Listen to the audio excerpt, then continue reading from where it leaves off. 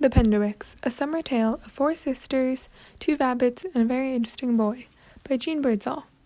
Chapter 17. The Next to Last Day. Patty woke up before Rosalind's alarm clock went off. There was no need for an alarm when a dog is licking her face. "Go away," she whispered to Hound.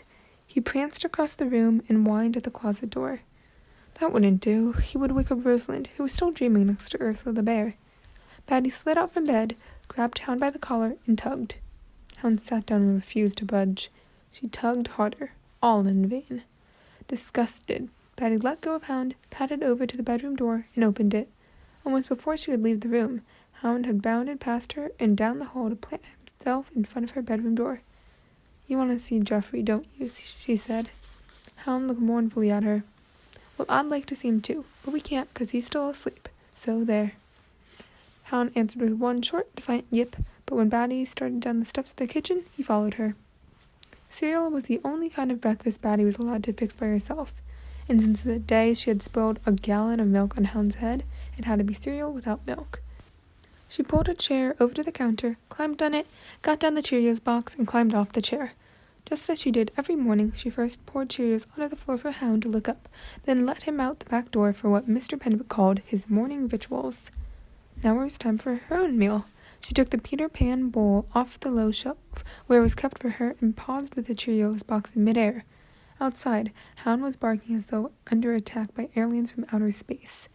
Patty looked out the screen door. It wasn't aliens, though they would have seemed scarcely less dreadful to Patty. It was Mrs. Tipton and Dexter, and Hound was doing his best to keep them away from the cottage.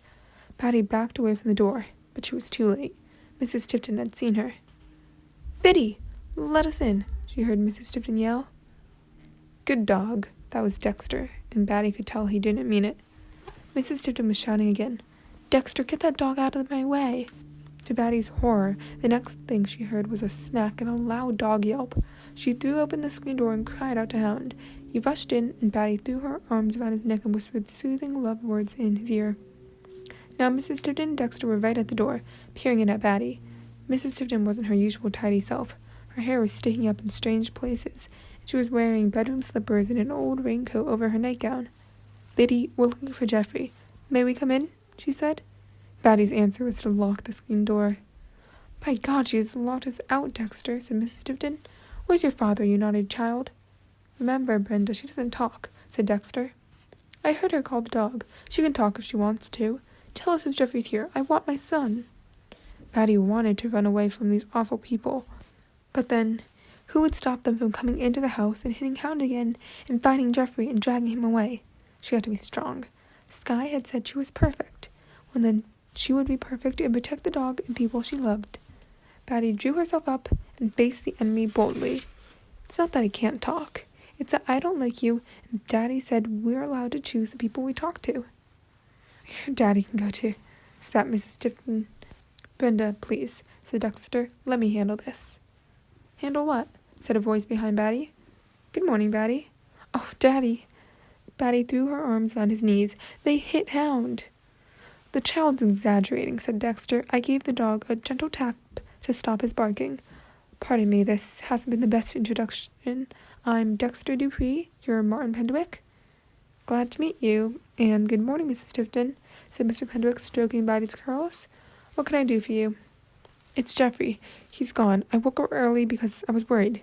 You see, we'd gone on a trip and had a terrible argument." "Not terrible," said Dexter. "And I wanted to see if he was feeling better, and he wasn't in his room. There was only a golf bag in his bed and this note." She pressed a scrap of paper against the screen. "I'll never go to Pensy. Don't bother to look for me," read Mr. Penderwick. "I don't understand the boy. Pensy is an excellent school," said Dexter. "Shut up, Dexter," said Mrs. Tipton. "That's dreadful news," said Mr. Penderwick. "But why have you come to us? Geoffrey hasn't been here since the day before yesterday." "Oh, my God." Mrs. Tipton swayed a little. "I was hoping I'd find him here. Your daughters, though, don't know where he's gone. Please ask your daughters." "Patty, do you know where Geoffrey is?" asked Mr. Penderwick, looking down at her. She said not a word, but looked up at him pleadingly, with all her heart in her face. After a long moment, Mr. Penderwick unlocked the screen door. "I think you two had better come inside and sit down for a few minutes. I'll go upstairs and speak with the older three." "I'll come with you," said Mrs. Tipton, bursting into the house and heading for the stairs. "It's best for you to wait down here," said Mr. Penderwick. She said. "Sit, please," said Mr. Penderwick, firmly but kindly. Mrs. Tipton collapsed into a kitchen chair and buried her face in her hands. Dexter, whose shoes Hound was suspiciously sniffing, sat down next to her and lifted his feet in the air. "Come, Hound. You too, Batty," said Mr. Penderwick, and the three of them climbed the stairs. Mr. Penderwick knocked on Rosalind's door. The door opened a crack, and Rosalind peeked out. "Good morning, Daddy. Oops," she said, and dove away from the door to turn off the alarm clock, which had just started beeping. As soon as she let go of the door, Hound pushed through, ran over to her closet, and barked. Rosalind grabbed him and dragged him back into the hall. As soon as she let go, he settled down to Batty's door and barked again. "What's wrong with Hound?" asked Mr. Penderwick. "Nothing," said Batty. By now, the noise had woken Skye and Jeanne, and they had joined the crowd in the hall. "What's happening?" said Jeanne, still half asleep. "It's just—" Skye kicked her. "Hound, be quiet," said Mr. Penderwick. Hound flopped down and started licking Batty's door. "Now, girls." "Yes, Daddy," answered all four, each looking impossibly innocent. "Mrs. Tipton and Mrs. Dupree are downstairs. They seem to have lost Geoffrey.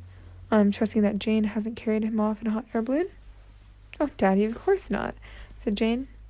"That's a good start. Now, to proceed a little further, can any of you tell me where he is?" No one answered. "Rosalind?" "No, Daddy, we may not," said Rosalind.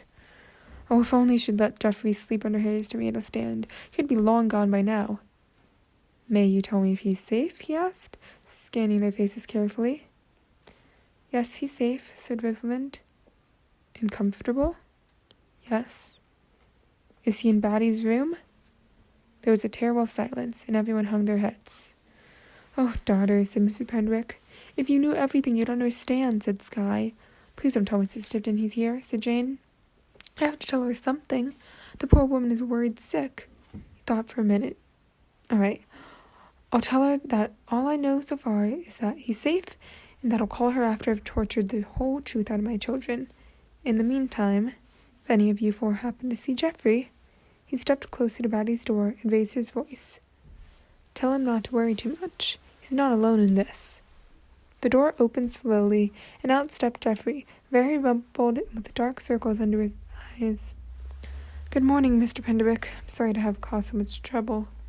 "No trouble at all, son," said Mr. Penderwick. "Would you like me to tell your mother you're here?" "Thank you, but I should go down and tell her myself." "Geoffrey, no," said Skye. "Let Daddy do it." "It's over, Skye. I might as well go down there and face up to it," said Geoffrey. "Besides, Rosalind said I should try one more time to get Mother to listen to me about Pansy, and I guess this is my chance." "But what if I was wrong?" Rosalind clutched her father's arm. She couldn't bear sending Geoffrey downstairs to suffer again. "You weren't wrong," said Mr. Penderwick. "Geoffrey, would you like me to go with you?" "Yes, sir." Geoffrey squared his shoulders. "Please." "We all will," said Rosalind. Maybe just Jane. It killed Skye to say this. She's the only one that Mrs. Tipton doesn't completely despise. "But Geoffrey, the rest of us will be right here if you need anyone to beat anyone else up." "Just kidding, Daddy." "Ha," he said, not without humor, then stepped back so that Geoffrey could lead.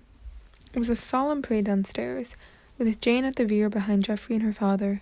She was proud to be part of Geoffrey's honor guard, but she had hoped never to see that Dexter again. And there he was, lolling sleepily at the kitchen table. What did he care if Geoffrey's whole future was at stake? Creep. And now Mrs. Tipton was out of her chair, rushing across the room. "Geoffrey, oh, my baby." She hugged him close for a long time, murmuring little words of mother love. Jane's eyes welled with tears, and it was hard work to remember how much she disliked Mrs. Tipton. But then the sweet murmuring stopped, and Mrs. Tipton's sharp voice was back. "How could you do this to me?" "I'm sorry, Mother. I didn't mean to upset you." "Not upset me? What were you thinking?" She held him at arm's length. "That I wouldn't be upset if my only son ran away?" Geoffrey wriggled free. Well, you're safe, and I suppose that's what's important, though of course there has to be some kind of punishment. But let's go home now and forget about it until we're all thinking more clearly." It was obvious that Mrs. Tipton thought she was being generous. "No," said Geoffrey. "No?" She set her hands on her hips. "What do you mean, no? I want to talk now, before we go home." "Don't push your luck, young man. I've been amazingly patient so far, considering what you've put me through." Geoffrey looked over at Mr. Penderwick, who nodded encouragingly. He took a deep breath and tried again. Mother, I have something very important to tell you. I've tried to tell you before, but you've never listened. Please listen this time. Please. This is ridiculous. When don't I listen to you, Geoffrey? Just sit down and let me talk, please. Brenda, honey. Dexter was no longer looking so sleepy, but perhaps he was worried about his own future. You don't have to do this in front of these people. Jane bristled. These people indeed. Someday, when she was famous and on television talk shows, she would tell the story of Dexter Dupree, Mr. Lines on the Road, and humiliate him in front of the whole world. Just 1 minute and then I'll go home, I promise, said Geoffrey. Mrs. Tipton looked from Dexter to Geoffrey, then sat down in her chair. It's all right, Dexter. There's nothing Geoffrey can say that could embarrass me. If he has something so important to discuss, I'll listen for a minute. 1 minute, young man, that's all you have. I don't want to go to Pensy. Not next month, not next year, not ever. Miss Tipton stood up again. We're not going over that again. Mother, you said you'd listen. She sat down again. I loved Grandpa, you know I did, and I still miss him, but I'm not him, and I'm not like him. Yes, you are, dear. This is silly. We've known ever since you were a baby. You've known, and Grandpa knew, but you never asked me what I thought. Why, you used to march around wearing that little military cap that Papa gave you for Christmas and call yourself General Geoffrey, and you looked so happy. I don't remember any of that. You were very young then, 2 or 3, I suppose. She stopped, confused. Geoffrey moved closer to his mother. Do you remember telling me about when Grandpa tried to teach you how to swim? Of course I do. Mrs. Tipton shifted uncomfortably in her chair. You were 5 years old, and you were terrified of the water, but he insisted you learn. And you begged until Grandpa just picked you up and threw you into the deep. Mrs. Tipton made a little sound at the back of her throat, and Jane saw tears sparkling in her eyes. Geoffrey paused, uncertain for a moment, then went on. He threw you into the deep water, and you thought you were going to drown, and you cried out for help, and you just kept shouting, swim, swim, until finally Grandma ran over and pulled you out. I don't understand why you're talking about this now, she said, definitely crying now. I forgave Papa for that long ago. He was just doing what he thought was best for me. I know that. But, Mother, he waited while she wiped her eyes. You still don't know how to swim, do you? Oh, Geoffrey. So, she looked wildly around the room. Dexter, I need to go home. Take me home. Dexter was immediately out of his chair, half supporting, half carrying Mrs. Tipton toward the door. Scared and bewildered, Jane tugged on her father's shirt. Geoffrey didn't finish. Don't let them leave. But he made a very good beginning. Go to him. Jane rushed over to Geoffrey, now all alone in the middle of the kitchen. Oh, Geoffrey, you were so fabulously brave.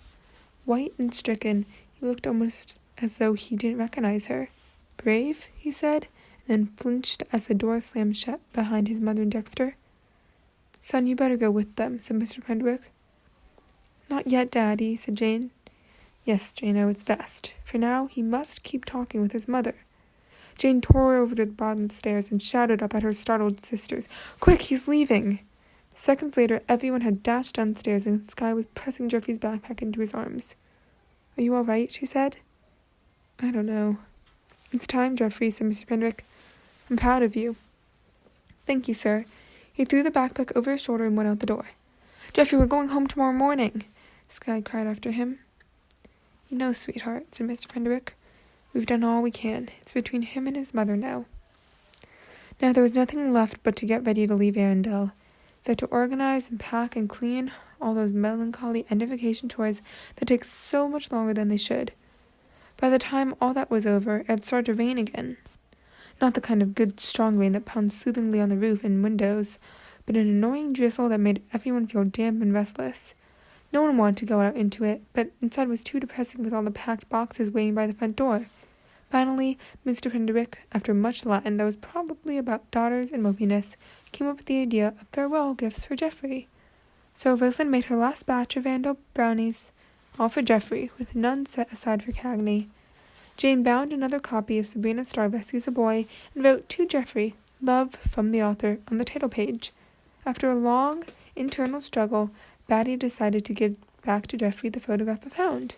But as it was already his, it didn't really count, so she also got out her crayons and drew a picture of the bull.